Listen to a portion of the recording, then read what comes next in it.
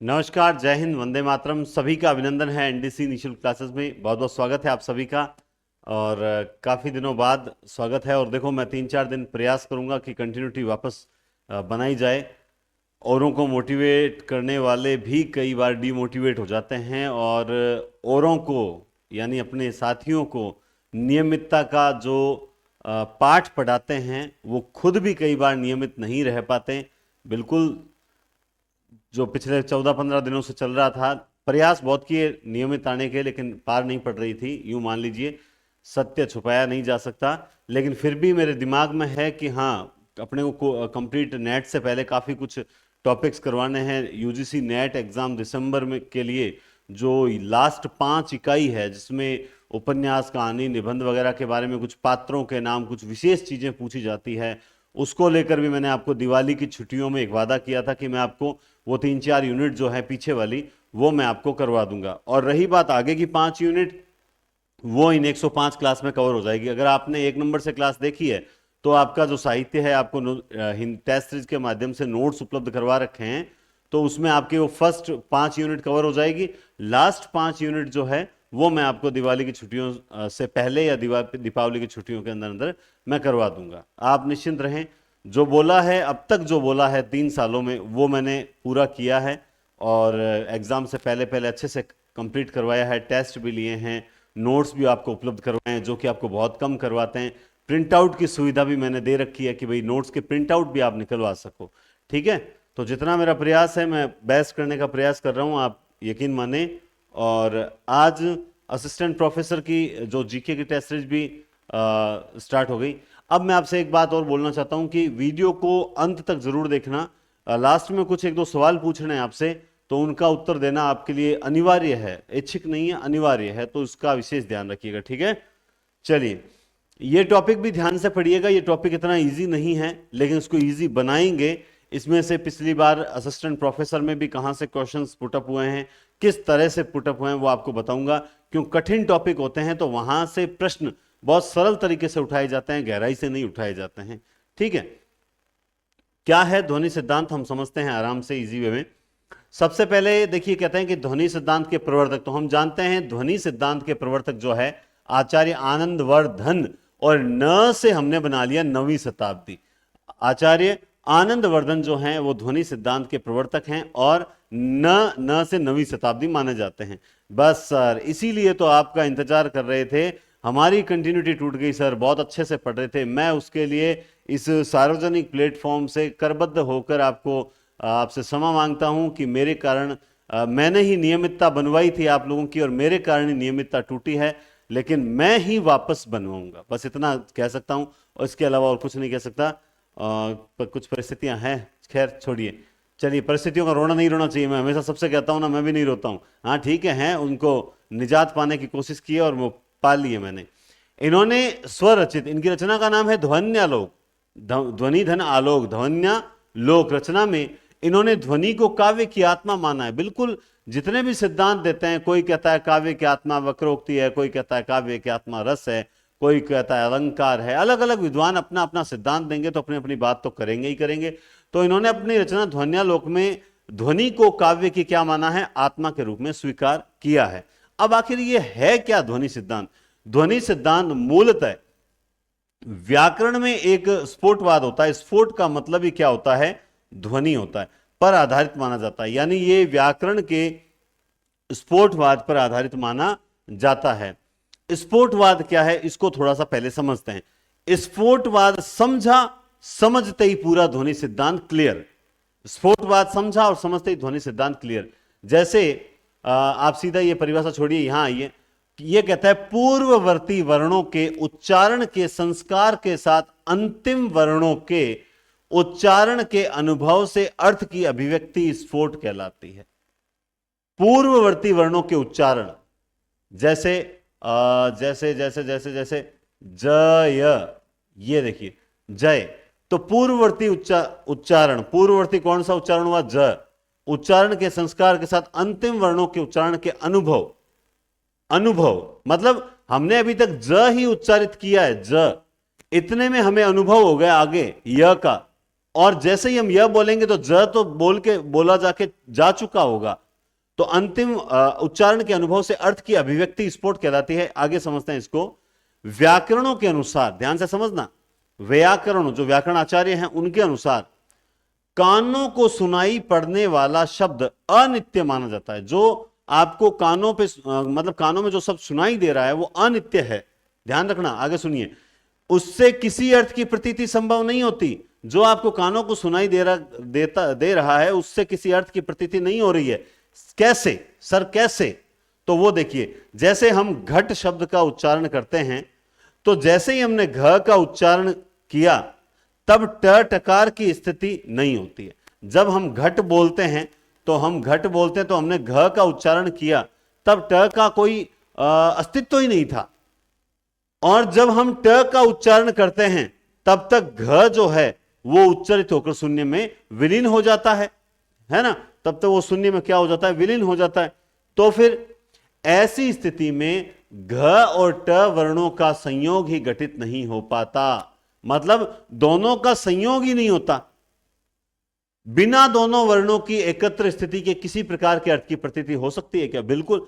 जब तक दोनों वर्ण घ और ट दोनों वर्ण संयोग एक नहीं होंगे तब तक घट से घड़ा शब्द का अर्थ हम ले नहीं पाएंगे। यानी दोनों शब्द, दोनों वर्णों की एकत्र स्थिति के किसी प्रकार के एकत्र स्थिति में किसी प्रकार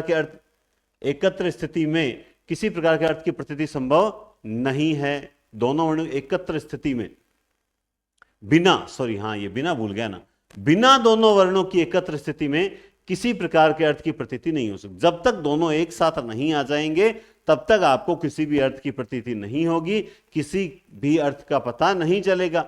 कहने का मतलब यह हुआ कि प्रत्येक शब्द का सूक्ष्म प्रतिरूप, प्रत्येक शब्द जो मैं अभी बोल रहा हूं, प्रत्येक जो मैं बोल रहा हूं, प्रत्येक शब्द, जितने भी शब्द आप उच्चारित करते हो मैं उच्चारित करता हूं, प्रत्येक शब्द का सूक्ष्म प्रतिरूप, एक रूप हमारे मन में होता है।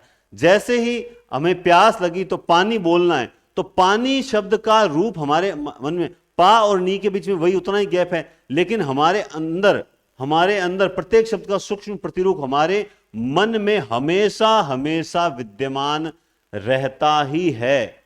उससे ही अर्थ क्या होता है? प्रस्फुटित होता है। उसी से अर्थ जो है वो प्रस्फुटित होता है। यह अर्थ जिस शब्द से फूटता है, और ये जो अर्थ होता है ये जिस शब्द से फूटता है उसे ही स्फोट कहते हैं, तथा यह स्फोट ही क्या कहलाती है? ध्वनि कहलाती है। सर कुछ बैठा नहीं सेट, ऐसा मन में आ रहा होगा। सर थोड़ा सा बैठा नहीं, हाँ ठीक है, इतना समझ आया कि किसी भी शब्द में दो वर्ण होते हैं और एक वर्ण बोलते हैं तब तक दूसरे का अस्तित्व नहीं होता, और जैसे ही दूसरा बोलते हैं तो पहला शून्य में चला जाता है। दोनों अर्थ जब तक एक साथ एकत्र स्थिति में नहीं आएंगे तब तक किसी अर्थ की प्रतीति नहीं होगी, और दोनों जब एक साथ आकर और दूसरा किसी भी शब्द का प्रतिरूप हमारे मन में पहले से विद्यमान रहता है और उसी के कारण हम किसी न किसी अर्थ तक पहुंच पाते हैं। इसका मतलब ये सर सारा खेल व्यंग्यार्थ का है, वाच्यार्थ का है, मुख्यार्थ का है, या फिर किसका खेल है? तो अभी हम समझेंगे। सामान्यतः जहां काव्य में अभिधेयार्थ एवं लक्ष्यार्थ से अधिक रमणीय, ये बात समझना, मतलब केवल अभिधा और लक्षणा से नहीं बल्कि उससे भी अधिक रमणीय और चमत्कारपूर्ण अर्थ प्रकट हो रहा हो, वही सत्ता मान्य होती है। केवल अभिधा और लक्षणा ही नहीं, अभिधा लक्षणा ठीक है, मध्यम काव्य हैं, लेकिन अभिधा और लक्षणा से भी अधिक रमणीय और चमत्कारपूर्ण अर्थ प्रकट हो रहा हो, वही ध्वनि की सत्ता मान्य होती है। सर इससे कुछ 2 मिनट समझ आया हमें कि अभिधा लक्षणा से भी ऊपर कोई चीज होती है, व्यंजना होती है। तो सर ये मतलब थोड़ा समझ, एक बात सोचो, 23 पन्नों की पूरी पीपीटी है और अभी आपने पढ़ा है सिर्फ 2 पन्ना, तो आपको ध्वनि सिद्धांत कैसे समझ आ जाएगा? अभी तक तो चलिए, अभी तक तो रूपरेखा तैयार हो रही है। अब आप समझिए, अब इन परिभाषाओं से हम समझेंगे कि आखिर ये ध्वनि सिद्धांत क्या है, आखिर ये ध्वनि सिद्धांत क्या है। अब समझिए, सबसे पहली परिभाषा रामचंद्र तिवारी की।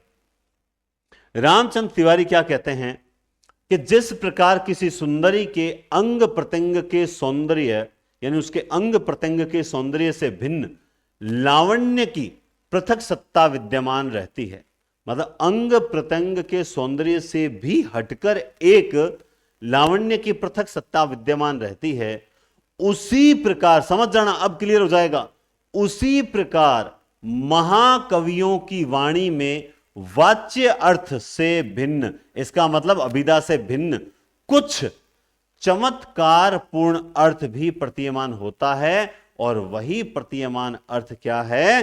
ध्वनि है। बात समझिए, देखिए मैं बताता हूं। उठो जागो, उठो जागो, अब जाग जाओ, यह मैंने एक बहुत सरल वाक्य लिखा, अब जाग जाओ। अब मान लो किसी ने, किसी भी आपके रिस्पेक्टेड आदरणीय ने आपको कहा अब जाग जाओ, अब समय आ चुका है, अब जाग जाओ। मुझे बताओ इसका अभिधेयार्थ क्या है? अभिधेयार्थ तो यह होता है कि भाई सो रहा है और उसे कह रहा है भाई अब जाग जा, है ना, यही हो सकता है। तो फिर क्लास सही चल रही है, ओके ठीक है। तो इसका मतलब केवल ये जो आपको अब जाग जाओ, ये इतना शब्द से तो आप मुख्यार्थ ग्रहण कर रहे हो, लेकिन इसके पीछे एक चमत्कार पूर्ण अर्थ और प्रतिमान है, और वो क्या है कि अब तुम समझ जाओ, समय का सदुपयोग करो, नियमित क्लासेस लेकर, अगर मैं नहीं आ पा रहा हूं तो आप पीछे की क्लासेस देखिए, किताबें उठाइए, नोट्स का रिवीजन कीजिए, लगातार टेस्ट दीजिए, और अपने समय का सदुपयोग करने का कह रहा है। यानी अब जाग जाओ में के पीछे एक अर्थ छिपा हुआ है कि समय का सदुपयोग करो, सचेत हो जाओ, भविष्य का निर्माण करो। यानी इस मुख्य अर्थ से भिन्न कुछ चमत्कार पूर्ण अर्थ भी होता है। होता है कि नहीं होता है? होता है। वही क्या है? ध्वनि है। वो इन शब्दों के पीछे, इन शब्दों के बिहाइंड में पीछे एक ध्वनि है। मैं इसे यूं कहूं कि इन शब्दों के पीछे एक संदेश छिपा हुआ है, और वो संदेश ही क्या है? वो ध्वनि है। इन शब्दों के पीछे एक संदेश छिपा हुआ है, इसकी गहराई में एक संदेश छिपा हुआ है, और वही क्या है? ध्वनि है। किस परिभाषा के अकॉर्डिंग बता रहा हूं? रामचंद्र तिवारी के अनुसार। आगे देखिए, भागीरथ मिश्र इसको बहुत बढ़िया तरीके से क्लियर करते हैं, और भी मतलब सब अपने अपने हिसाब से बताएंगे। क्या कहते हैं देखिए, ये कहते हैं जिस प्रकार शब्द से अलग अलग वर्णों के उच्चारण से अर्थ की अभिव्यक्ति नहीं होती। बिल्कुल, बहुत बढ़िया बात कही कि किसी भी शब्द के जो वर्ण हैं उनका अगर अलग अलग उच्चारित किया जाए, जैसे रा, जे, स, अलग अलग उच्चारित किया जाए तो कोई भी अर्थ प्राप्त नहीं होगा। उसी प्रकार अभिधा या लक्षणा के द्वारा संपूर्ण अर्थ और विशेष रूप से मार्मिक अर्थ की अभिव्यक्ति नहीं होती। बात को समझ जाना, क्या कह रहे हैं कि केवल अभिधा और लक्षणा, इनके द्वारा हम मार्मिक अर्थ तक नहीं पहुंच पाते हैं, हमें यहां पहुंचना होता है। और असल में यही ध्वनि है। ये जो मार्मिक अर्थ है ना, जो अभिधा के पीछे छिपा हुआ है, जो लक्षणा के पीछे छिपा हुआ है, वही मार्मिक अर्थ ही असल में ध्वनि है। वो ध्वनि हमसे कुछ कहना चाहती है, वो हमें कोई संदेश देना चाहती है। देना क्या चाहती है? वो ध्वनि ही संदेश है, या वो संदेश ही क्या है? ध्वनि है। तो ये कहते हैं जिस प्रकार शब्द से अलग अलग वर्णों के उच्चारण से अर्थ की अभिव्यक्ति नहीं होती, उसी प्रकार अभिधा या लक्षणा के द्वारा भी संपूर्ण अर्थ और विशेष रूप से मार्मिक अर्थ की अभिव्यक्ति नहीं होती। यह मार्मिक अर्थ व्यंजना के द्वारा प्राप्त होता है। अब आ गया, कहां पर पहुंच गए? वहीं पर। यह मार्मिक अर्थ हमें कहां से प्राप्त होता है? व्यंजना के द्वारा प्राप्त होता है।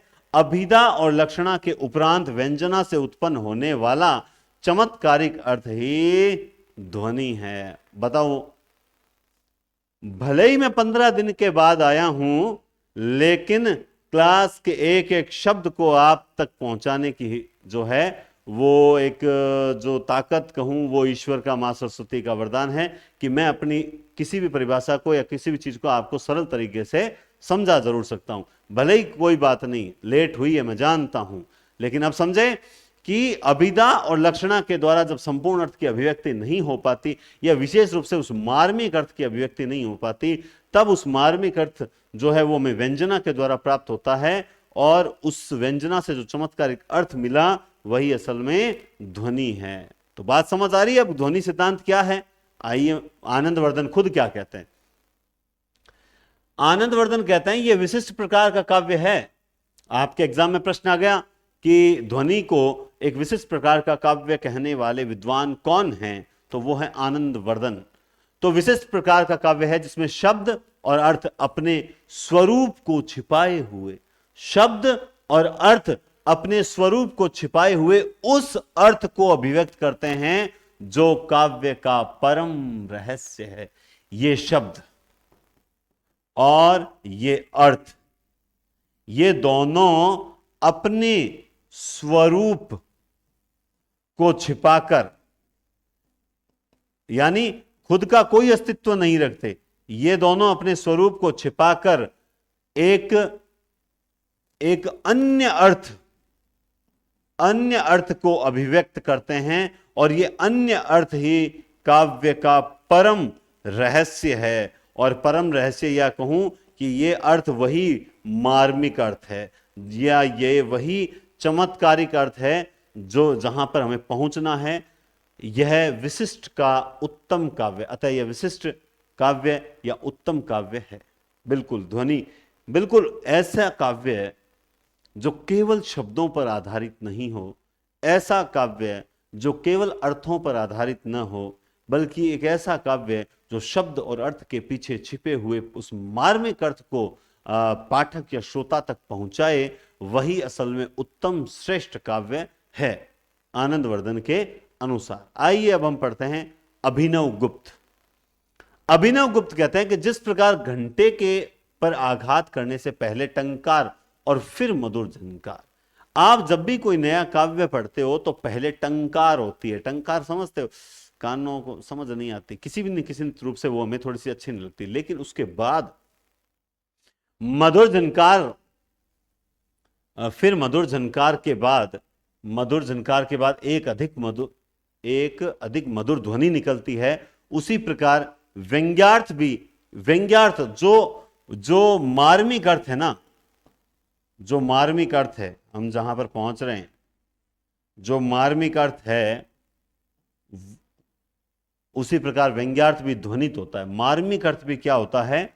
ध्वनित होता है, ध्वनित होता है। बिल्कुल वो मार्मिक अर्थ भी शब्द और अर्थ के द्वारा ध्वनित होता है। इस प्रकार ध्वनित होने वाला व्यंग्यार्थ जहां पर प्रधान होता है वही ध्वनि, मतलब कुल मिला के जिस काव्य में मार्मिक अर्थ है, या जो काव्य शब्द और अर्थ के आधार पर ध्वनित होता है और कोई परम रहस्य देता है, कोई चमत्कारिक अर्थ देता है, श्रोता और पाठक को मतलब एक बहुत ही यूं कि अंधेरे से प्रकाश में लाने का कार्य करता है, सचेत करता है, या कोई ऐसी सीख देता है, असल में वही क्या है? ध्वनि है। यानी ध्वनि केवल ये जो बोल रहे हैं, इससे जो आपको आवाज सुनाई दे रही है, ये ध्वनि नहीं है। ध्वनि का मतलब है व्यंग्यार्थ, ध्वनि का मतलब है मार्मिक अर्थ, ध्वनि का मतलब है चमत्कारिक अर्थ, ध्वनि का मतलब है परम रहस्य शब्द और अर्थ के पीछे छिपा हुआ। उसके बाद मम्मट से जब पूछा तो मम्मट कहते हैं कि वाच्यार्थ से अधिक उत्कृष्ट व्यंग्य ही विद्वानों के द्वारा ध्वनि कहलाता है। मतलब वाच्यार्थ ध्वनि नहीं है, वाच्यार्थ से अधिक उत्कृष्ट व्यंग्य ही, यानी कुल मिला के ध्वनि क्या है? ध्वनि है व्यंग्य। ध्वनि क्या है? व्यंग्य, जो शब्द के पीछे छुपा हुआ है, और वो कहते हैं ना कि हर किसी में समझने की शक्ति भी नहीं होती वो अर्थ, वही बात है। चलिए काव्य के भेद। व्यंजना शब्दशक्ति की प्रधानता के आधार पर ध्वनि सिद्धांत के अंतर्गत ध्वनिवादी आचार्यों के द्वारा काव्य के 3 भेद बताए जाते हैं। जो काव्य, ये भेद किसके हैं? ये काव्य के भेद है, ध्यान रखना। एक होता है ध्वनि काव्य, एक होता है गुणीभूत काव्य, और एक होता है साधारण या अवर काव्य। साधारण या अवर काव्य, या जिसे चित्र काव्य भी कहा जा सकता है। तो साधारण, अवर और चित्र, ये तीनों एक ही है। पेपर में अगर आ जाए तो याद रखिएगा। ध्वनि काव्य, गुणीभूत, व्यंग्य काव्य और साधारण। आखिर देखते हैं इन तीनों में अंतर क्या है। आइए अंतर देखते हैं। सबसे पहले ध्वनि काव्य। ध्वनि काव्य आप समझिए कि जिस काव्य में वाच्यार्थ से अधिक चमत्कार पूर्ण व्यंग्यार्थ होता है वह ध्वनि काव्य। यानी जिस काव्य में जो शब्द आए हैं उन शब्दों का कोई मोल नहीं है, बल्कि उन शब्दों के पीछे छिपे हुए गहरे अर्थ का ही विशेष मोल है, वो असल में ध्वनि काव्य होता है। या फिर यूं कहें कि शब्दों के पीछे छिपे हुए उस मार्मिक अर्थ जिसमें जितना अधिक होगा वो उतना ही अच्छा ध्वनि काव्य होगा। या फिर यूं कहें कि जिन साधारण शब्दों के पीछे एक चमत्कारिक अर्थ छिपा हुआ होता है और वो चमत्कारिक अर्थ साधारण शब्दों से ज्यादा महत्व रखता है, वही क्या होता है, ध्वनि काव्य होता है। यह उत्तम काव्य माना जाता है। यानी जिस काव्य में गहरा अर्थ छिपा हुआ हो, जैसे अब इसका मतलब सर इसका कारण सर आप यूं कहना चाहते हो कि सर कबीर, रहीम, ये जो इनके दोहे पढ़ते हैं, गुरु गोविंद दोऊ खड़े काके लागू पाए, बलिहारी गुरु आपने गोविंद दियो बताए, है ना, ये बड़ा भया तो क्या भया, ये सर इसीलिए ज्यादा मतलब है ना उत्तम काव्य माने जाते हैं किसके पीछे? बिल्कुल सही बात है। इन जितने भी आप दोहे पढ़ते हो, है ना, कौन सा, जैसे मान लो ये जो अपन रहीमन धागा प्रेम का मत तोड़ो छिटका टूटत, है ना, तो ये जो आप पढ़ते हो तो इसके पीछे बड़ा गहरा अर्थ छिपा होता है। नीति पर कुंडलियां जो होती है, राजिया रसोरठा होता है, जैसे लावा तीतर लार हर कोई हाका करे, सिंगा तणी शिकार रमणी मुश्किल राजिया। अगर मान लो कई बार जैसे एक ये भी एक मतलब बताया गया है कि मतलब वीरता के बारे में बताते हैं कि लावा तीतर लार हर कोई हाका करे, सिंगा तणी शिकार रमणी मुश्किल राजिया। जब कोई आपको बड़ा हल्के में लेता है तब आप उसे कहते हो कि तू है ना जिसे तीतर समझ रहा है ना, वो असल में सिंह है, इस बात का सोच लेना। वो कैसे, क्या मतलब हुआ इसका कि लावा तीतर लार हर कोई हाका करे, कि तीतर आपने देखा ना, तीतर के पीछे हर कोई पत्थर लेकर भागता है। लावा तीतर लार हर कोई हाका करे, हाका मतलब रोड़ा करना, मतलब जोर से चिल्लाना। लावा तीतर लार हर कोई हाका करे, सिंगा तणी शिकार रमणी मुश्किल राजिया। तो तीतर के पीछे तो पत्थर लेकर तुमने छोटे बच्चों को भी भागते देखा होगा, लोगों को भागते देखा होगा, लेकिन कभी सिंह के पीछे तुमने किसी को पत्थर लेकर भागते देखा है क्या?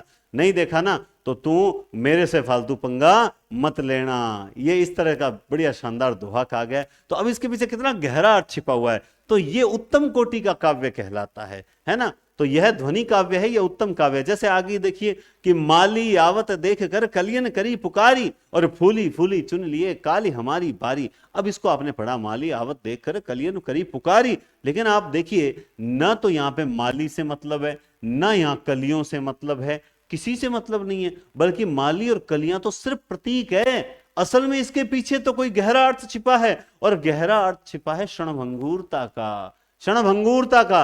माली और कली से संबंधित अर्थ तो सिर्फ वाच्यार्थ है जो गौण है, जबकि जीवन की क्षणभंगुरता को व्यंजित किया हुआ है कि आज जो बुजुर्ग हैं वो पक गए हैं, वो झरने वाले हैं, कल हमारी बारी आएगी, हम भी यहां से संसार से विदा ले लेंगे। बड़ा अच्छा वर्णन है, लेकिन आप वाच्यार्थ से ज्यादा यहां पर व्यंग्यार्थ इंपॉर्टेंट है। तो ये होता है ध्वनि काव्य। इसीलिए ध्वनि काव्य को सबसे उत्तम काव्य माना जाता है।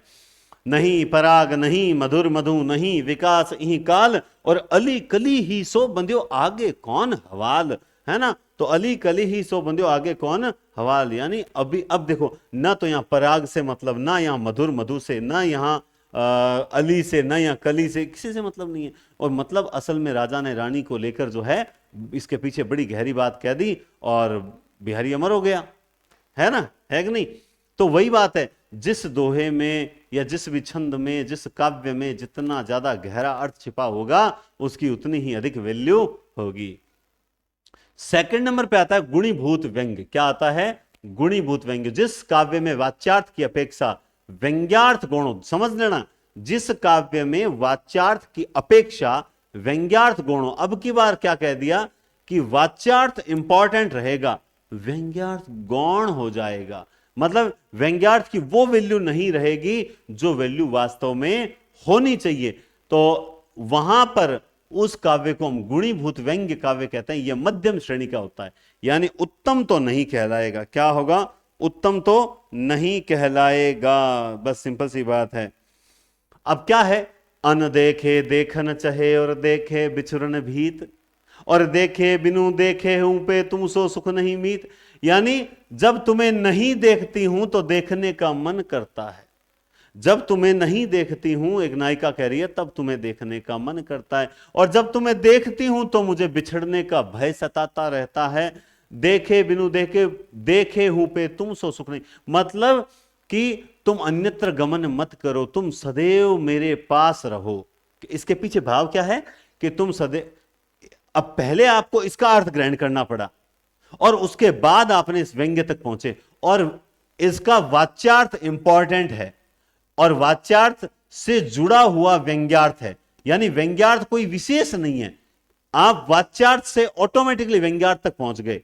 क्योंकि इसमें कोई नवयुवती अपनी प्रीतम से कहती है कि आपके दिखाई न देने पर दर्शन की उत्कंठा बनी रहती है, और दर्शन हो जाते हैं तो वियोग का भय रहता है, अतः मुझे दोनों ही स्थितियां कष्टकारक हैं। अतः अब इसके पीछे आया व्यंग्य। व्यंग्य यह है, अन्यत्र आप गमन ना किया करें, मेरे पास रहा करें, इसी से मुझे सुखानुभूति होगी।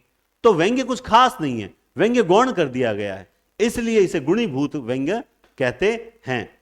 अब तीसरा आता है साधारण अवर या चित्र काव्य, जहां कोई व्यंग्य नहीं होता, सीधा सीधा जैसा पढ़ा वैसा ही वर्णन होता है। ठीक है, सही चल रही है। साधारण अवर या चित्र, जिस काव्य में व्यंग्यार्थ नहीं होकर, इसका मतलब व्यंग्यार्थ होता ही नहीं है, केवल वाच्यार्थ होता है, वो साधारण काव्य होता है, वो साधारण काव्य होता है। तो पर वारो उर्वशी सुन राधिके सुजान, हे राधिके चतुर राधिके सुनो, तुम पर उर्वशी नामक जो क्या कहते हैं अप्सरा है, वो भी न्योछावर की जा सकती है। तुम मोहन के उर्वशी, तुम तो मोहन के हृदय पर बसी हुई हो, उर्वशी आभूषण के समान। इस प्रकार से मतलब यमक अलंकार है, सीधा सीधा अर्थ है, कोई व्यंग्यार्थ है ही नहीं, जैसा था वैसा वर्णन। ये होता है साधारण काव्य। यमक अलंकार साधारण काव्य में ही आता है, श्लेष अलंकार थोड़ा विशिष्ट में आता है। अतः जगन्नाथ ने इन तीनों प्रकार के काव्यों को श्रेणी निर्धारण कर दी। बोला ध्वनि तो है उत्तमोत्तम, जो उत्तम से भी उत्तम है। क्या है? उत्तम से भी उत्तम है, और गुणीभूत है, वो उत्तम है, क्योंकि उसमें थोड़ा बहुत व्यंग्य का भाव रहता है ना, इसलिए उत्तम है। और चित्र काव्य, अवर काव्य, साधारण काव्य जो है ना, वो हो गया मध्यम, वो ठीक ठाक है, बस अच्छा लग रहा है, लेकिन उसमें व्यंग्यार्थ कुछ भी नहीं है। तो ये जगन्नाथ ने तीन प्रकार की श्रेणियां जो है वो निर्धारित कर दी। अब हम ये तो हमने पढ़ा काव्य के तीन भेदों को। अब जो पहला भेद जो उत्तमोत्तम है वो है ध्वनि काव्य। और ध्वनि काव्य के भेद होते हैं दो भेद होते हैं। पिछली बार असिस्टेंट प्रोफेसर में पूछा गया था शायद भेदों के बारे में कि इसके कितने भेद होते हैं, फिर उसके कितने भेद होते हैं, इस तरह का क्वेश्चन आया हुआ है, आप पेपर में देख लेना, है ना। चलिए, अभिधा मूला ध्वनि या विवक्षितान्य पर वाक्चस्य ध्वनि और लक्षणा मूला, मतलब कुल मिला के ये दो भेद हैं, अभिधा मूला और लक्षणा मूला। जो अभिधा मूला है उसको तो है विवक्षितान्य पर वाचक्ष्य ध्वनि। अब आप समझिए, देखिए अभिधा में आगे क्या आता है? अ, तो इसका जो दूसरा नाम है उसमें अ नहीं आएगा, और लक्षणा मूला में अ नहीं आता तो इसके दूसरे नाम में अ आएगा। बस आराम से याद हो जाए, सर हम भूल जाएंगे, नहीं भूलोगे। अ में अ नहीं है, और जहां अ नहीं है वहां अ है। अभिधा में अ आता है तो इसके दूसरे नाम में अ नहीं आएगा, यानी अभिधा का नाम है विवक्षितान्य पर वाक्चक्ष्य ध्वनि, और लक्षणा मूला ध्वनि का है अविवक्षिता वाच्य, अविवक्षित वाच्य ध्वनि। समझ गए बात? कोई टेंशन नहीं। अब ये अभिधा मूला को पढ़ते हैं। क्या है ये अभिधा मूला? ठीक है, जिस ध्वनि में वाच्यार्थ की आवश्यकता बनी रहती है, बस ये इंपॉर्टेंट है। यानी अभिधा मूला का मतलब हुआ अभिधा मूल में है। हां, आप व्यंग्य होना चाहिए उसमें, लेकिन अभिधा मूल में रहे, अभिधा का अर्थ भी बना हुआ रहे, अर्थात वाच्यार्थ वांछनीय और प्रयोजनीय होता है। वाच्यार्थ जरूरी है, तथा वह अन्य परक या व्यंग्यनिष्ठ होता है। हां, उसमें व्यंग्य का भाव जरूर होगा, वह अभिधा मूला या विवक्षितान्य पर वाच्य ध्वनि कहलाती है। इसमें व्यंग्यार्थ वाच्यार्थ पर आश्रित रहता है। यह लाइन हो गई इंपॉर्टेंट, कि इसमें व्यंग्यार्थ जो होता है वो वाच्यार्थ पर आश्रित रहता है, मूल में तो वाच्यार्थ ही रहता है। अभिधा मूला इसीलिए इसका नाम है। लेकिन फिर से इसके दो भेद कर दिए, एक संलक्ष्य क्रम व्यंग्य ध्वनि, संलक्ष्य क्रम व्यंग्य ध्वनि और असंलक्ष्य क्रम व्यंग्य ध्वनि, ये फिर से दो भेद कर दिए। ये किसके है? संलक्ष्य असंलक्ष्य, ये किसके हो गए? अभिधा मूला के दो भेद हैं। तो सर इनमें क्या है अभी देखते हैं, चलिए। संलक्ष्य क्रम व्यंग्य ध्वनि, जिस काव्य में वाच्यार्थ का स्पष्ट बोध हो जाने के बाद व्यंग्यार्थ प्रकट होता है, बस बात इतना है। संलक्ष्य, पहले वाच्यार्थ का अर्थ स्पष्ट रूप से प्राप्त होगा, फिर व्यंग्यार्थ प्रकट होगा। अतः वहां संलक्ष्य क्रम व्यंग्य, देखिए संलक्ष्य क्रम व्यंग्य, फिर क्रम से, क्रम क्या है? पहले वाच्यार्थ और फिर व्यंग्यार्थ, ये इसका क्रम है। तो पहले वाच्यार्थ और फिर व्यंग्यार्थ, तो ये संलक्ष्य क्रम व्यंग्य ध्वनि मानी जाती है। इसे अनुरणन कहते हैं, कुछ अनुकरण लिखा हुआ है, अनुरणन ध्वनि, ये तो नाम थोड़ा सा, चलो देखो, जैसे मिसप्रिंट भी हो सकता है ना। जो पहाड़ को तोड़ फोड़ कर राह बनाता, जीवन निर्मल वही सदा जो आगे बढ़ाता या बढ़ता, जीवन निर्मल वही सदा जो आगे बढ़ता। अब यहां पे क्या कहना है कि पहाड़ से निकलने वाला जीवन, भाई पहाड़ से निकलने वाला जीवन, जीवन यानी पानी, पहाड़ से निकलने वाला जो जीवन है वो निश्चित रूप से यानी पानी, पहाड़ से पानी निकलता है, तो पहाड़ और पानी जीवन का रूप है। तो पहाड़ से निकलने वाला जीवन निर्मल होता है, यानी पहाड़ से निकलने वाला पानी निर्मल होता है। तो ये तो हमने इसका वाच्यार्थ ग्रहण किया। अब व्यंग्यार्थ इसके पीछे क्या हुआ कि वही मनुष्य पवित्र और गतिशील होता है, वही मनुष्य पवित्र और गतिशील होता है जो बाधाओं विपत्तियों को चीर कर, आपत्तियों को झेल कर आगे बढ़ता है, वही मनुष्य समाज में अपना नाम रोशन करता है। तो सबसे पहले आपको वाच्यार्थ ग्रहण करना पड़ेगा, और वाच्यार्थ के बाद आप कहां पहुंचोगे? व्यंग्यार्थ की ओर पहुंचोगे। तो ये ध्वनि होगी संलक्ष्य क्रम ध्वनि, और ये अभिधा मूला का पहला भेद माना जाएगा। अभिधा मूला माने अभिधा मूल में रहती है, अभिधा आवश्यक रहती है, और दूसरी एक लाइन बहुत अच्छी आई थी, मैंने देखा था, हां, इसमें व्यंग्यार्थ वाच्यार्थ पर आश्रित रहता है। अब आता है दूसरा भेद, अभिधा मूला का दूसरा भेद है असंलक्ष्य क्रम व्यंग्य ध्वनि। जिस काव्य में वाच्यार्थ को ग्रहण करते ही व्यंग्यार्थ से अभिभूत हो जाता है, यह ध्वनि न्यायिकों, मतलब जो न्यायिकों के सतपत्र भेदन्याय सिद्धांत पर कार्य करते हैं। मतलब कुल मिला के यूं कहना चाहते हैं कि ये काम फटाफट होता है। जैसे आपने 12वीं क्लास में एक देखा होगा, चलो अब इसमें मैंने लिख रखा है शायद, भाव भेद के आधार, मतलब असंलक्ष्य क्रम व्यंग्य ध्वनि होती है, वहां क्या होता है कि तुरंत काम होता है। जैसे तात्कालिक क्रिया होती है ना, ठीक वैसे वह पढ़ते ही सो गया, वह उठते ही गिर गया, वह बैठते ही सो गया, इस प्रकार से। तो यहां पे वाच्यार्थ के ग्रहण करते ही हम तुरंत व्यंग्यार्थ तक पहुंच जाते हैं। और इसमें ये जो व्यंग्य ध्वनि होती है असंलक्ष्य, ये 8 प्रकार की होती है। जैसे रस, भाव, रस का आभास होना, भाव का आभास होना, भाव का उदय होना, दो भावों की संधि होना, भाव एक भाव की शांति होना, और भाव की सबलता। ये कुल मिला के 8 प्रकार के होते हैं। तो आप इनके नाम भी जरूर याद रखिएगा। मैं इनमें से एक दो के उदाहरण बताता हूं सरल आपको। जैसे ये देखिए, उठी उठी पहिर सनाह अभागे, जह तह गाल बजावन लागे, और लेह छुड़ाय सीय कह कोऊ, धरी बांधो नृप बालक दोऊ, और तोरे धनुष काज नहीं सराई, जीवत हम ही कुंवर को बरई, जो विदेह कुछ करहि सहाय, जीत हूं समर सहित दो भाई। यहां आपको रस आभास हो रहा है, मतलब यहां आपको वीर रस का आभास हो रहा है, लेकिन वास्तव में वीर रस नहीं है। मतलब यहां जो उत्साह आप देख रहे हो इस छंद में, उस छंद में उत्साह देखकर, मतलब ये राम और लक्ष्मण द्वारा जो धनुष उठाया गया है उसको लेकर जो वर्णन है, मतलब तो यहां पे आपको ऐसा लगता है कि यहां समर जीत लिया, जीता हूं समर। लेकिन यहां पे कोई युद्ध भूमि में लड़ नहीं रहे थे, बल्कि एक टास्क था एक तरह का कि भाई धनुष को उठाना और प्रत्यंचा चढ़ाना। तो वो कोई नहीं कर पाया, तो उन्होंने कर दिखाया, तो निश्चित रूप से उनकी तारीफें हुई है, लेकिन कोई युद्ध नहीं जीता है। तो आपको केवल और केवल क्या हो रहा है, वीर रस का आभास हो रहा है, लेकिन वास्तव में वीर रस जो है वो नहीं है। मतलब आपको इसमें दिखाया गया है उत्साह, लेकिन यहां वीर रस का केवल आभास है। ठीक है, अब सर ये कैसे पता चलेगा? बिल्कुल ऐसे प्रश्न भी नहीं पूछे जाएंगे, लेकिन थोड़ी जानकारी होनी चाहिए। जैसे मैं आपको इसको बताता हूं, ये 12th क्लास के अंदर 8वां लेसन लगता है। 8वें लेसन के अंदर जो चौपाइयां लगती है ना, वहां राम लक्ष्मण ही निहारी, बोले वचन मनुज अनुसारी, है ना, अर्ध राति गई कपि नहीं आयऊ।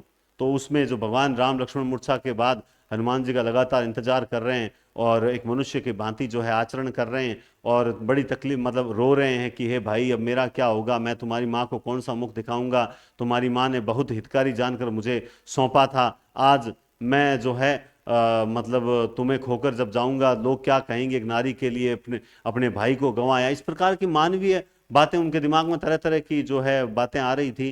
तो चारों तरफ एक करुण रस का माहौल छाया हुआ था, है ना, मतलब चारों तरफ कौन सा माहौल था? करुण, करुण रस जो है का माहौल था। वो भालू बंदरों की सेना वगैरह, जामवंत जी सब रो रहे थे, तो चारों तरफ करुण रस था। और उसी वक्त हनुमान जी आ जाते हैं।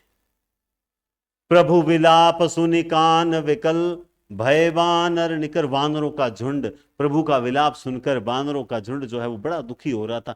उसी समय आय गयऊ हनुमान जनु, करुणा महवीर रस। अब यहां क्या हुआ? भाव की शांति हो गई, यानी जो करुण भाव थे उनकी शांति हो गई, और वीर भाव जो थे, मतलब सब में क्या आ गया? उत्साह, जोश दिखाई देने लग गया।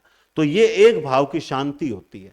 ठीक है, तो इस तरह के उदाहरण। अब ये चीजें सर हम कैसे करें, क्या करें सर? ऐसे मान लो कोई नया उदाहरण आ गया, हमें नहीं पता चला, तो देखो मैं तो इतना कहूंगा कि 9th से 12th तक तो किताबें आपको हर कहीं मिल सकती है बच्चों के पास।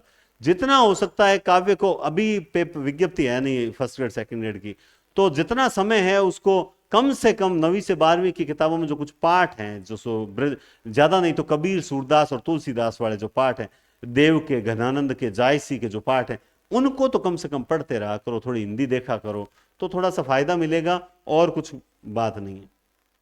चलिए, अब दूसरा भेद है लक्षणामूला या अविवक्षित वाच्य ध्वनि। जिस काव्य में अधिक चमत्कारक व्यंग्यार्थ में वाच्यार्थ की आवश्यकता नहीं रहती, यानी आप इसको यूं समझ लो, एक अभिधा मूला और एक लक्षणा मूला। अभिधा मूला में मूल में अभिधा रहती है, वाच्यार्थ की आवश्यकता पड़ती है, व्यंग्यार्थ वाच्यार्थ पर आश्रित रहता है। और लक्षणा मूला में अभिधा की कोई आवश्यकता नहीं रहती, हमें सीधा सीधा सीधा सीधा व्यंग तक पहुंचना पड़ता है। अभिधा का हमारे कोई रोल नहीं है। जैसे माली आवत देख कर कलियन करी पुकारी, फूली फूली, ये किसका उदाहरण है? लक्षणामूला का। नहीं पराग, नहीं मधुर मधु, नहीं विकास, यहाँ किसका उदाहरण है ना? लक्षणामूला। बाज पराए पानी पर तू पच्छिन्न मारी, है ना। और मिर्जा जयसिंह से कहता है ना कि तू औरंगजेब के हाथों में पड़कर अपनी जाति के लोगों को मत मार, किसका उदाहरण है? इसी का उदाहरण है। बस मतलब मूल में पहुंच जाते हैं, पढ़ना पड़ता है। अब आप, अभी मैं बात करूंगा, ठीक है, तो वहां पर लक्षणामूला या अविवक्षित वाच्य ध्वनि मानी जाती है, इसमें व्यंग्यार्थ लक्ष्यार्थ पर आश्रित रहता है। इसके भी दो उपभेद। हे भगवान सर, कितने उपभेद हैं! इसके भी दो उपभेद कर दिए, एक अर्थांतर संक्रमित और एक अत्यंत तिरस्कृत। एक अर्थांतर संक्रमित और एक अत्यंत तिरस्कृत, दो भेद इसके कर दिए जाते हैं। सर अब हम अर्थांतर संक्रमित है, इसमें क्या माने? तो अब आइए चलो इसको पढ़ते हैं यहीं पर।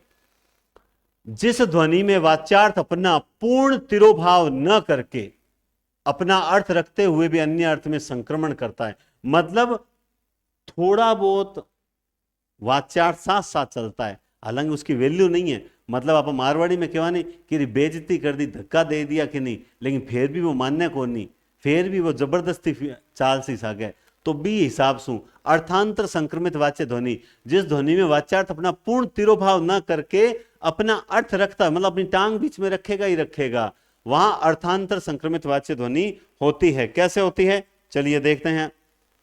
देखो, सीता हरण तात जनी कहो पितु सन जाए, और जो मैं राम तो राम कुल, जो मैं राम तो कुल सहित कही दसानन आए। ध्यान से समझना कि जब गरुड़ जी का निधन होता है, गरुड़ जी को रावण मारता है, तो सीता हरण तात जनी कहो पितु सन जाए, भगवान राम उनसे कहते हैं कि तुम ऊपर जाकर महाराज दशरथ से सीता हरण की कथा मत कहना।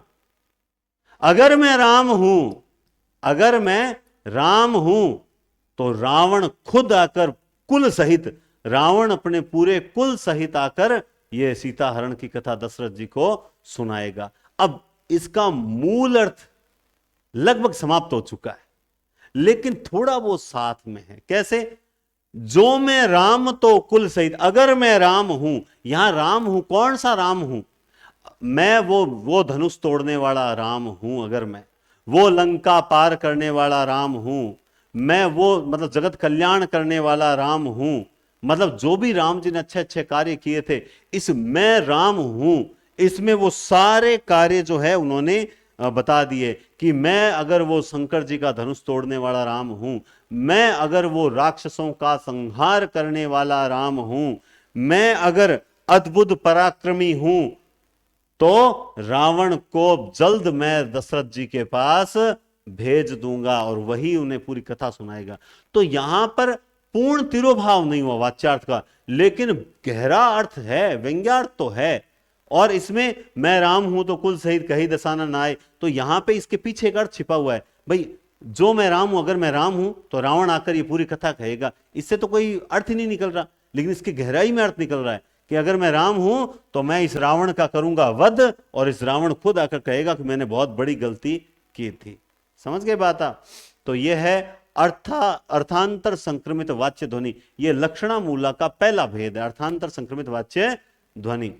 अब है अत्यंत तिरस्कृत वाच्य ध्वनि, जिस ध्वनि में वाच्यार्थ का पूर्णतया परित्याग हो जाता है। यानी अब वाच्यार्थ को एकदम बाहर निकालकर और दरवाजा बंद कर लिया, बोला अब तू तो आएगा ही नहीं, अब तो यहां पूरा का पूरा तेरा कोई रोल ही नहीं है, पूरा व्यंग्य का रोल है। जैसे मात पिता ही उरण भय नी के, गुरु रहा सोच बड़ जी के, सो जनु हमरे ही माथे काढ़ा, 10 दिन चली गए ब्याज बहुत बाढ़ा, है ना। अब यहां पे लक्ष्मण जी परशुराम जी का जो संवाद चल रहा है, उसमें परशुराम जी तो हो रहे हैं आग बबूला, लक्ष्मण जी बार बार उनको छेड़ रहे हैं कि हाँ भाई माता पिता, आपने माता पिता का ऋण तो चुका दिया, उऋण भय नीके, है ना, उऋण आप माता पिता के ऋण से तो मुक्त हो चुके हो, और गुरु रहा सोच बड़ जी के, है ना, अब बस गुरु ऋण आपके माथे पर है, जो जनु हमारे ही माथे काटा उसको तुम मेरे ऊपर मेरे माथे निकालना चाहते हो, यानी मेरे से ही निकालना चाहते हो, और वैसे भी निकाल ही लो क्योंकि दिन चली गए, काफी दिन हो गए, अब तो ब्याज भी बहुत बढ़ गया होगा, तो एक ब्यावरिया यानी ब्याज हिसाब किताब करने वाले को बुला लो और तुरंत मैं थैली खोली कर उसका हिसाब किताब चुका देता हूं। तो यहां पर जो ये उऋण भयनी के आया है, इस पद में अत्यंत तिरस्कृत वाच्य ध्वनि है। मतलब उऋण, माता पिता के ऋण से कोई व्यक्ति कैसे मुक्त हो सकता है? असंभव है, हो ही नहीं सकता। तो यहां इस उऋण भय नीके से मतलब माता पिता के ऋण से वैसे मुक्त होना है ही नहीं, बल्कि इसके व्यंग्य में पूरा कहा गया है। और व्यंग्य में आप जानते हैं कि परशुराम जी ने किस प्रकार से किसके कहने पर किसका वध किया था, वो आप अच्छी तरह से जानते हैं। तो यहां पे एक तरह से पूरी कथा चली गई। तो यहां पे इस डायरेक्ट इसका एज इट इज वर्णन नहीं है। उऋण भय नीके से, उऋण भय नीके का मतलब तो आप एकदम ऋण मुक्त हो गए। तो यहां कोई किसी माता पिता से कोई ऋण लिया था, कोई पैसे लिए थे जो चुका दिए, वैसी बात नहीं कर रहा। यहां माता पिता का ऋण मुक्त करने के पीछे ये इस लाइन, ये जो एज इट इज शब्द है ना, इससे बहुत हटकर अर्थ निकल रहा है इसके पीछे। तो ये होता है अत्यंत तिरस्कृत वाच्य ध्वनि होती है, जिसमें वाच्य ध्वनि को हम एकदम कंप्लीटली जो धक्के मार के निकाल देते हैं, हमें आवश्यकता ही नहीं रहती। तो ये आपका था ध्वनि सिद्धांत। और अब हम देखते हैं ध्वनि संप्रदाय का विकास करने वाले प्रमुख आचार्य। अगर आपसे पूछे ध्वनि सिद्धांत का समर्थन करने वाले, उनके बारे में कुछ लिखने वाले, तो उनमें नाम आता है आनंदवर्धन का, अभिनव गुप्त का, मम्मट का, विश्वनाथ का। ये सारे समर्थक हैं, है ना। और ध्वनि विरोधी आचार्यों में मेन नाम आता है भट्टनायक का, कुंतक का, धनंजय का, महिम भट्ट का और मुकुल भट्ट। तो ये कुछ विरोधी हैं और कुछ समर्थक हैं। निम्न में से कौन सा समर्थक है? तो ये 4 समर्थक हैं। निम्न में से कौन सा समर्थक विरोधी है? तो ये विरोधी है। बस अब ये सिंपल सी चीज है जिसे आप आराम से लॉजिक रट सकते हो, याद कर सकते हो। तो आज की क्लास तो बड़ी शानदार हुई, लेकिन अब मुझे आपसे कुछ पूछना है, कुछ ध्यान से आप सुनोगे और मुझे इसका जवाब कमेंट बॉक्स में बताओगे। व्हाट्सएप मैसेज कम से कम किया करो, कमेंट्स पे बताओगे। जरूरी हो तो आप मैसेज या कॉल करो, ठीक है। देखो अब अपनी 105 क्लास में ये हो गए। अब अपना मनोविज्ञान में फ्रायड रहा है ना। और मनोविज्ञान में फ्रायड रहा है, मनोविश्लेषणवाद रहा है। इसके अलावा अपना कोई टॉपिक नहीं रहा, जो पाश्चात्य काव्य शास्त्र या काव्य शास्त्र या हिंदी साहित्य में कुछ नहीं रहा। अब अपन स्नातकोत्तर पाठ करने से पहले मैं चाहता हूं कि आपको व्याकरण करवा दी जाए। व्याकरण में चाहे वो पत्र लेखन है, कविता लेखन है, वो व्याकरण वगैरह स्टार्ट कर दी जाए, मेरा ऐसा मानना है। क्योंकि स्नातकोत्तर, सर स्नातकोत्तर करो, देखो स्नातकोत्तर पाठ इसलिए लेट करना चाहता हूं कि बाई चांस क्यों भर्ती अब थोड़ी लेट होगी, अगले साल अभी चर्चाएं चल रही है कि किताबों में इंडिया की जगह भारत लिखा आएगा, है ना। और चूंकि अब अगले साल कोर्स चेंज होने वाला समय भी आ चुका है, जैसे 3 साल 5 साल जो भी चेंज होता है, तो कोर्स भी चेंज होने की संभावना है। क्या पता कल को स्नातकोत्तर में थोड़ा बहुत परिवर्तन कर दे, या फिर मान लो किताबें फिर से लगा दे, कुछ भी हो सकता है। तो अभी ये करना, ये व्यर्थ का समय नष्ट करना होगा। और मैं केवल व्यूअर्स के लिए चर्चा वीडियो डालने वालों में से नहीं हूं, मैं काम की बात करता हूं। तो मेरे अनुसार हम वो पार्ट करें जो 100% जो है वो मतलब पेपर में आएगा आएगा, चेंज होगा ही नहीं। तो मेरा मानना है कि अपन अगर व्याकरण कर लेते हैं, है ना, जैसे व्याकरण में अपने मतलब व्याकरण करेंगे तो अपन पूरी व्याकरण कर लेते हैं एक बार अपन पूरी व्याकरण थोड़ा सा अलग तरीके से, इस बार मैं अलग तरीके से लेकर आ रहा हूं। सर अलग तरीके से कैसे, आप समझाओगे? नहीं, इस बार मेरा वस्तुनिष्ठ और व्याख्या दोनों साथ रहेगी, यानी ऑब्जेक्टिव और थ्योरी दोनों साथ साथ चलाऊंगा। सर ये कैसे संभव है? मैंने एक नवाचार किया है उस तरीके से। तो मैं चाहता हूं हिंदी व्याकरण पूरी कर लेते हैं, उसमें हम पत्र लेखन वगैरह जो हैं, कविता लेखन, ठीक है, ये जो चीजें हैं, ठीक है, ये चीजें हम अगर कर लेते हैं तो ज्यादा बेस्ट रहेगा, मेरा ऐसा मानना है। अब आप लोगों की क्या राय है फर्स्ट ग्रेड, वो बताएं। इसके अलावा किसी के दिमाग में आ रहा है सर असिस्टेंट प्रोफेसर के कुछ टॉपिक हैं, करवा दोगे क्या आप? तो मैं वो भी करवाने का प्रयास करूंगा और उसका करवा भी दूं, ठीक है। लेकिन उसके लिए भी असिस्टेंट प्रोफेसर के लिए करना चाहते हैं, वो भी कमेंट करके बताएंगे मुझे, ठीक है, कि सर असिस्टेंट प्रोफेसर कर रहे हैं, एक बार आप थोड़ा सा करें। मैं टेलीग्राम पर क्वेश्चन डालूं तो उसका भी आप जवाब देंगे। और दूसरा फर्स्ट ग्रेड का तो मैंने बता ही दिया कि अपन पहले व्याकरण स्टार्ट कर लेते हैं, ठीक है। और नेट के लिए तो मैं दीपावली की छुट्टियों में दे ही दूंगा। तो आप मुझे राय देवें, मैं आपको स्नातकोत्तर पाठ करना चाहिए या फिर पहले व्याकरण करनी चाहिए, बस इस पर अपनी राय मुझे अभी यहीं पर यूट्यूब पर कमेंट करके दे दें, ताकि मुझे अच्छा, अब आप तो लाइव चल रहे हो, वैसे प्रीमियर में चल रहे हो, लेकिन इस प्रीमियर में कमेंट नहीं, वैसे कमेंट करना, जाकर वैसे कमेंट करते हैं ना, वीडियो खत्म होने के बाद एक बार कमेंट कर देना, ठीक है। क्यों, अभी तो ये लाइव मैं वीडियो देखूंगा, तब तक आपके मिट जाएंगे कमेंट, तो आप बाद में जो नॉर्मल कमेंट होते हैं ना, वैसे कमेंट जाकर करना, ठीक है। बस मेरा इतना ही कहना है। दूसरा एक राय और है, वो मैं कल के वीडियो में पूछूंगा आपसे, एक राय और है वो कल के वीडियो में पूछूंगा, जो आप जरूर बताना, ठीक है। तो बहुत बहुत धन्यवाद, टेक केयर, शुभ रात्रि। और मेरा पूरा प्रयास रहेगा कि मैं नियमित रहूं, और मैं खुद प्रयास कर भी रहा था, लेकिन नहीं हो पाया, लेकिन अब मैं प्रयास करूंगा। अगर आपने इधर परमिशन दे दी, उधर मैं वापस नियमित हो जाऊंगा। बहुत बहुत धन्यवाद, टेक केयर, शुभ रात्रि।